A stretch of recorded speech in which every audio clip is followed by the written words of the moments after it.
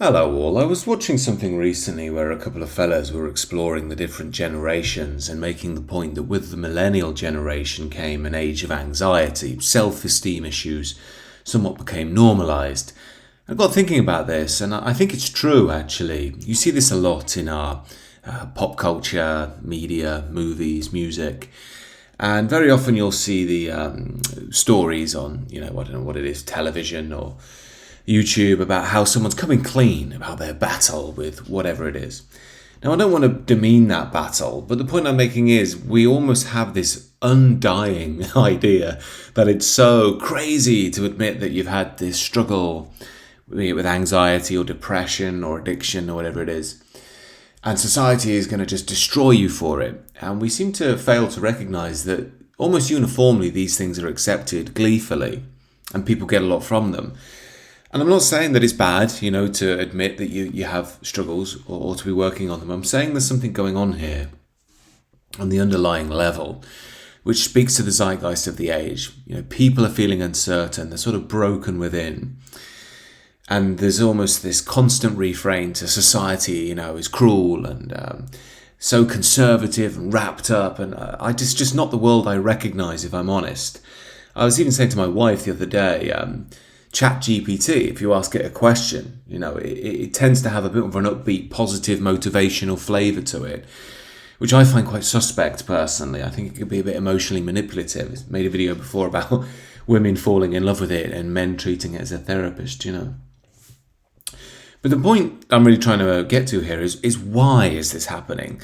Because I think there's a bit of ego coming out in this constant display of, oh, my woe, my pain. And as you probably know, I'm very pro, men being honest about what struggles they face. There is time for that, but it needs to be dealt with correctly, i.e. take action, overcome. But perhaps on a broader level, we have to think, well, why are men falling into this trap in the first place? That's a bigger question, and I think this is a big one to try and fix rather than stay wallowing in this arena of insecurity. Another thing I think about modern men that's worth adding is they're very intelligent and aware. I think many of them, have explored many different ideas, but it seems to be confidence they lack. And this can be a real in for the classic sort of men's guy in this day and age, Andrew Tate being the prime example. Hyper confident, hyper arrogant.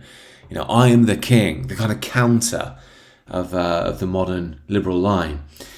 And again, I've said before, I think Tate himself is a creation of modernity. I don't think he's really going to answer anything because he's sort of a feedback loop into the same thing. But there's a reason why he's so popular. And again, I think to understand this, we have to go back to the foundations of what's happened in our culture to lead men into this state. I think the obvious one that we have to deal with today as men is there's a lack of shared morality.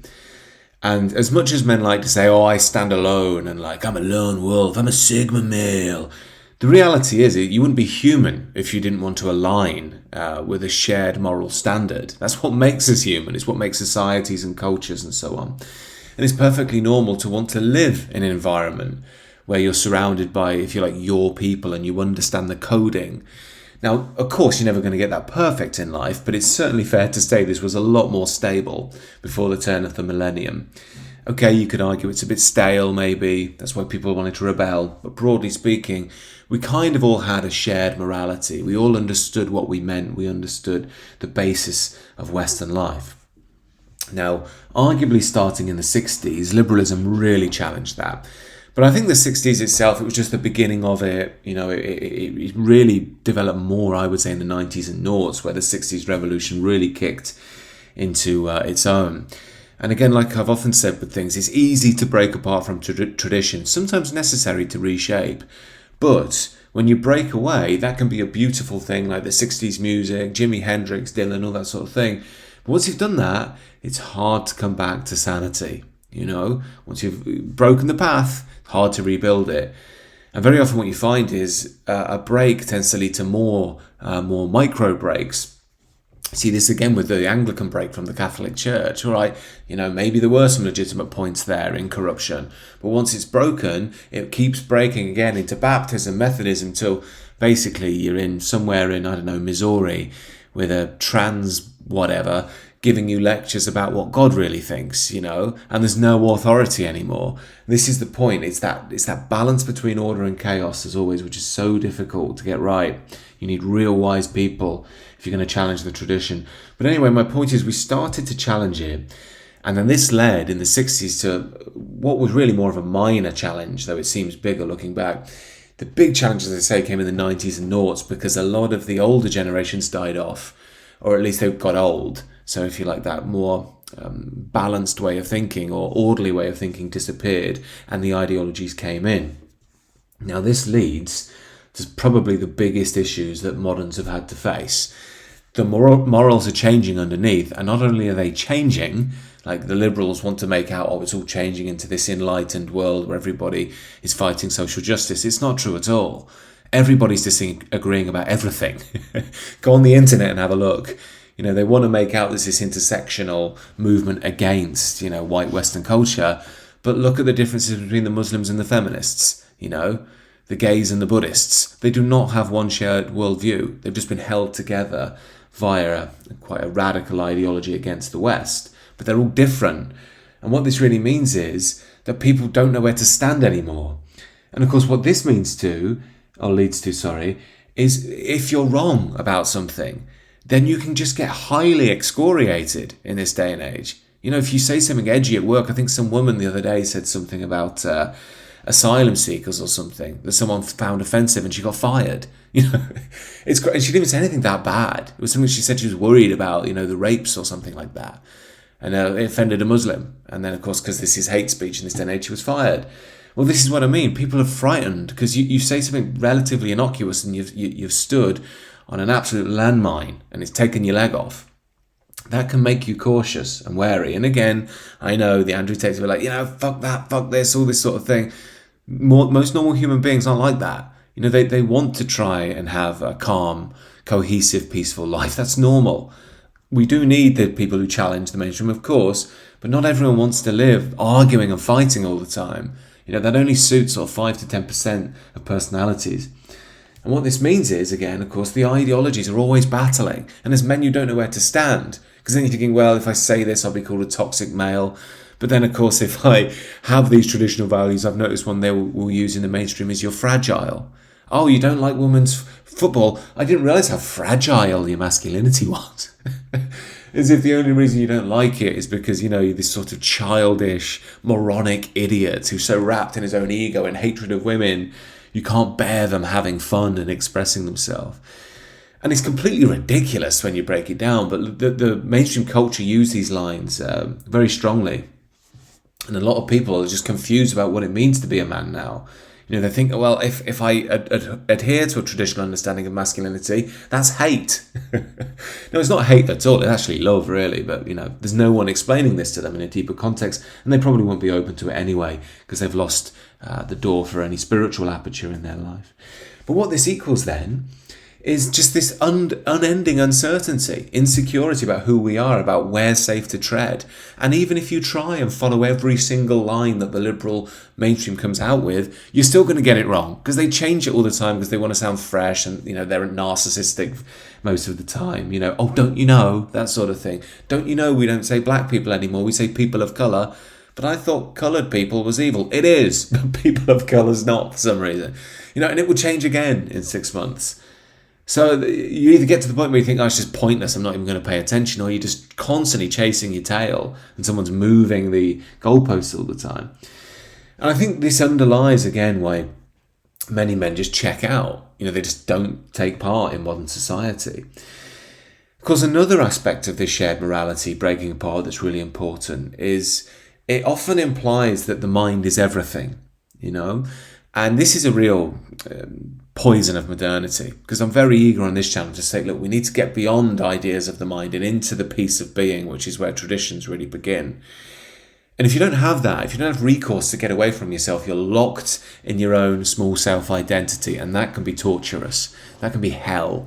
If you can't get away from yourself, you're locked in your own skin. It's brutal. And I believe this is why many people fall into addiction, depression, anxiety, and even suicide. Now, of course, the mainstream won't like that. No, it's because they're all toxic men. What we need to do is make men more like women, of course, which makes them worse. But this leads us to point number 2. Therapy culture. The only way we can seemingly heal ourselves now is therapy culture. Again, another development in modernity. It's absolutely everywhere. And there are some old school views on this. I remember that line in The Sopranos where Tony's mother finds out he's in therapy and says, "It's just a racket for the Jews." So the old school were very suspicious about therapy, thinking it was just meaningless. You're just waffling about nothing. Get on with your life. It was a more practical age. Now, there is something to be said for that, because, look, while I'm not, again, against exploring trauma if it's hurt you deeply, there is something to be said for just not focusing and dwelling on something all the time, because you make it more real, you create more, elements of the monster you're battling. But I think the other point that really gets me on this is, as I've said many times, I'm not against sharing what's going on, exploring what's going on, going into your demons. But this constant empathetic exploration approach isn't good for men. Men need action. They need to overcome. That's the archetypal masculine journey. It's overcoming. And that overcoming isn't heroic. It's brutal. You get embarrassed, humiliated, hurt. But the point is that your ego is pierced. And if you can get through it, you will evolve. And evolve into something more powerful than you could imagine. But you will give thanks for that evolution. It won't be your ego that's evolved. But instead we're trapped because the elders are now women. Even the men act like women, male therapists. Tell me more about your childhood for the 10th time. I'm not saying it's bad to explore your childhood, but once you've done it, you've done it. You don't just get lost in that forever. That isn't the point. You're supposed to overcome and grow. Again, that period of doing it might be years, but the point is you move on. And again, it comes back to this same thing of modernity. The mind is everything. The body's been forgotten. What therapist ever tells you? Get up, move around, go to the gym, start moving your body, shaking it out. Also, what do they tell you about get beyond the mind, into the spirit, realize that a lot of these problems are fictional. If you can make the space between them, they won't be so serious anymore. And again, this frees us, but of course therapists aren't trained in that. They wouldn't believe in it. Number 3, they don't want it because they can't charge you for that. And again, this leads us into another big problem of our age, which is disorder culture. And I've seen this 100 times in my life, where so many young men were, I've got ADHD, ASD, ADD, BPD, PTSD. I'm not saying that these things don't exist. I'm not saying that people don't have the challenges. I'm not saying that by, acknowledging these battles you have in life, you can't be helped. The point I'm making is very often it seems to me these things are used as a shield to block the true evolution that you're being called to. And I've seen this in my life. Oh, I can't do X because of my whatever, dyslexia, ADD, whatever it may well be. And it seems to me there comes a point where that disorder diagnosis is blocking you. It's a defense mechanism that's blocking you from looking at hard truths and seeing what you can overcome. And that's horrible and hard to do. But the point is that if we do allow some of these challenges in, we can be broken apart and enter a period of death and rebirth. As I say, the point I'm making isn't that challenges that people have don't exist, but sometimes we can use them as a catch-all for why we're not where we want to be in life. Very often it's an excuse. And the therapist will say, oh, that horrible man on the internet. Come here, tell mummy more. Pat on the back. Oh, tell mummy. It's sick. It's making men ill. Again, I'm not saying if you have dyslexia or something, you're bad. That's not the point. Yeah, you might have to deal with it, but you shouldn't let it block you becoming who you really are. It's one small minor part of you compared to the depth of your soul, which goes right to God in its truth. And again, the other thing with this is it leads to mental health culture as well. You combine therapy culture with disorder culture, you get the mental health culture. What drives me mad about this is that we constantly hear that, oh, such a guy's so brave for speaking about his depression, for speaking up. But all we ever hear about now is mental health. I remember, 2-3 years ago, it was just at a peak. It was like every day on the BBC. Some actor from EastEnders talks about his anxiety battle. Footballer speaks about his addiction. It was just daily, And I personally became very suspicious of it because you had boxers like Tyson Fury who had a bad reputation, had a breakdown, started speaking about depression and addiction. Oh, all of a sudden the mainstream likes him. Well, why? Because he turned away from what is supposedly toxic masculinity and the liberal mainstream could use him then. Talk about your feelings, men, and talk about them to a woman. Well, this was why I started to be like, yeah, this is going too far. This is going too far. I'm not against men sharing their feelings. I'm not against men talking about what's really going on. Hard, dark, deep stuff. Bear your sin. Bear your challenges. By all means. And be careful who you do that with. But the point is that we're supposed to work through this and move on, not get lost in it forever and have a big, circle jerk about how wonderful we are for sharing our feelings. This is what women do. Again, I think it's making men ill. It's getting them lost in their own anxiety. And again, it's a way that the addiction industry functions, because you need to get away from this pain. Oh yeah, but it's my addiction. It's not my fault. Well, it's your responsibility, that's for sure. But it all creates a cycle in which we're trapped. Again, the point isn't to dismiss these challenges. They exist. They're real. I've had many of them myself. The point is to realize you're deeper than them. Your role in this life is bigger than all of them. And by letting them define who you are becoming limited to what modernity sees you as. And all of this, I would say, is part of feminine culture, which is another major issue that's making men lost. There are increasingly few male elders, and those that do exist are, they try and remove them, they're lied about, they're displayed as evil, hateful figures. So whether it's religion, whether it's the mainstream culture, whether it's the home, the authoritative male father who says, this is the way and you're going to walk it, is gone. And men need that. And yet it's up to the culture and the tradition, the other men, to make sure that the man that eventually has that role is a good man. And that means that he's got to go through his own battles as well. But we've removed all of that. So what you're left with is women and men acting like women. It's where participation trophies come from. They don't help boys. They end up going into the world of work and they're confused and they don't know what's going on, because part of life is learning to deal with Steve or whatever is really good at running, and you're going to lose, and it hurts to lose, and you're going to have to learn to process that loss. And how can you come back stronger? What can you do in other arenas that are going to allow you to express yourself? That's the masculine way. And it doesn't mean there's no space for the mother, the feminine energy to say to the young lad, I know it's hard losing, son, and give him a cuddle or whatever. If he's an 8-year-old, fine.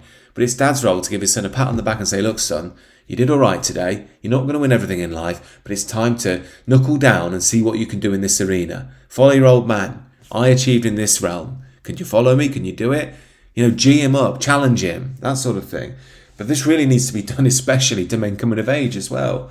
Men in their teens and 20s, but it's just not being done. So again, they stay lost, they stay trapped, expecting the world to be nice when it's not. It's brutal and hard at times. And again, the other thing, because we've removed any of the deeper aspects of life, there's no real places to self-forget anymore. Religion, spirituality, nationhood, these were all once places to self-forget. Get out of the bounds of the individual, the limits of your own skin, and realise you're part of something bigger, a much bigger meta-drama. And when you're in that, you know it because you forget about yourself and you're free. You're doing what you're meant to be doing. You are as you truly are. And this again, this idea of being free from the self-forgetting is completely counter to modernity, because that only sees you as the small self, rather than part of something much more profound. In fact, the only places you can actually find that sort of self-forgetting now, and men gravitate to them en masse, is sports, or in a sports crowd, or music, and drugs. Because in these experiences, in the sports crowd, you kind of won. Go to your local football team, thousands of people singing the same song, and you're lost in the crowd. It's not necessarily your voice, but it is at the same time, And there's something very powerful about that can overtake you. And as I say, it's the same with music. It's one of the few places where that transcendence can still be experienced, and not very often people will take drugs, to enhance that and make it last that bit longer, be that bit more powerful. But of course, come Sunday, you have to have the come down and drag yourself into work on a Monday back into, quote, reality of the small self. Now, collectively, we can put all of this down as the effects of modernity. And with that, I think there are also practical effects of modernity that undermine the safety upon which men can stand upon. Multiculturalism. What do I belong to? Where's the cohesiveness? What's the future of my country going to look like? Who am I? These are big questions that modernity does not answer. It just tells you to clap like a seal.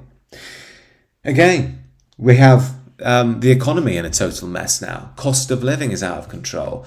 I know the boomers worked really, really hard and they deserve respect for that. But they don't understand very often how easy they had it compared to modern generations with regards to things like buying a house, getting a job, having a cohesive society. I know they did the hard yards.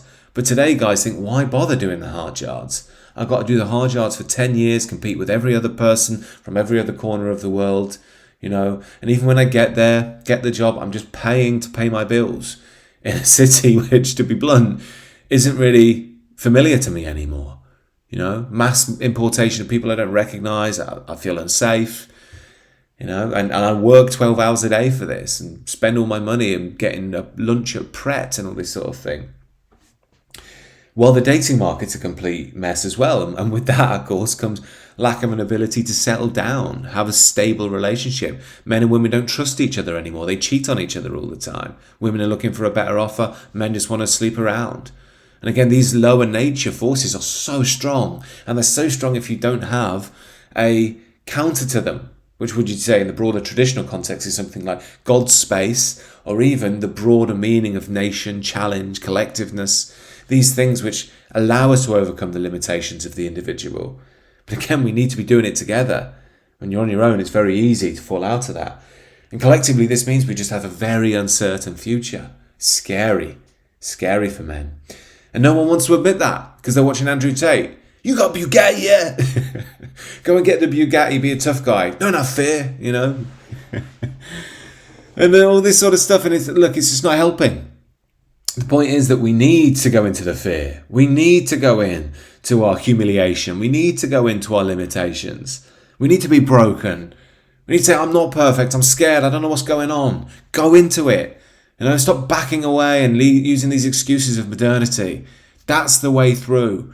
And we've all got to do it. And it's going to be hard. And it might take a lifetime before you're there through. But when you're through, you'll be able to look back and you'll be able to say, son, I know the way. Or maybe even to community, I know the way. And you'll shine. You'll shine with the wisdom in your heart because you've said no to this world and its temptations that pull you into hell. And God himself will smile on you and say, that is my son. You've become what you are. And until we bring these structures back, of course men are going to struggle. We need these spiritual structures of death and rebirth and renewal. We need a collective, cohesive culture that men can feel part of and find meaning in and find structure in. And all of this, in my eyes, translates to a more orderly, structured life in which men actually feel that they have somewhere to go and something to aim for. This is very much my mission, to try and be part of this reawakening, to try and help men on these journeys. I'm doing the 7 steps now. That's the initiation work with a group of men. Very happy to be doing that. I will do it again down the line. I'm also doing it individually. If you need some individual help, do reach out. But I'm really going to work on this because I think it's imperative for men. No one else seems to be doing it. We need to do it together. So if you're interested in it, join the Substack, reach out to me, one-on-one work if you need it. Again, I'll probably do the initiation group work maybe towards the end of the year and maybe next year, we'll see. All sorts of courses and stuff coming down the line as well. But do let me know what you think about all of this. And do remember to fight the good fight, brothers. Take care.